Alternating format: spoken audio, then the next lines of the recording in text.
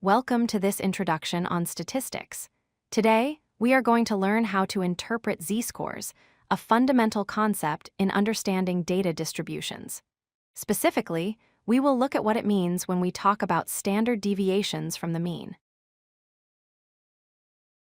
So, what exactly is a z-score?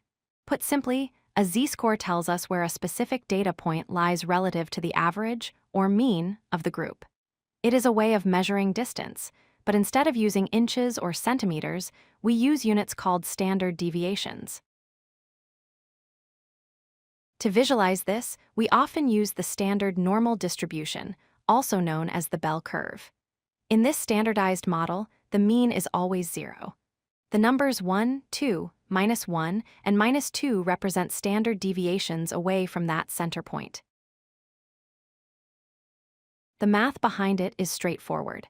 To calculate a z-score, you take your specific value, x, subtract the population mean, mu, and then divide the result by the standard deviation, sigma. This formula standardizes any raw score into a z-score. When you calculate this, you might get a positive number. A positive z-score simply means your data point is higher than the average. On the curve, these values are found to the right of the center line. Conversely, a negative z-score means your value is lower than the average. These points fall on the left side of the curve. The negative sign just indicates direction, below the mean. If you calculate a z-score of 0, it means your value is exactly the same as the mean. It sits right in the center of the distribution. There is no distance between your value and the average.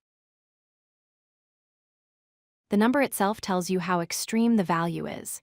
A z-score of 0.5 is quite close to the average, which is typical. However, a z-score of 3.0 is very far away, indicating an unusual or extreme outlier. Let's look at a test score example. If the class average was 75 and the standard deviation was 10, a student who scored 90 would have a z-score of 2. This tells us the student did significantly better than average, specifically, 2 standard deviations better. To wrap up, remember these key points.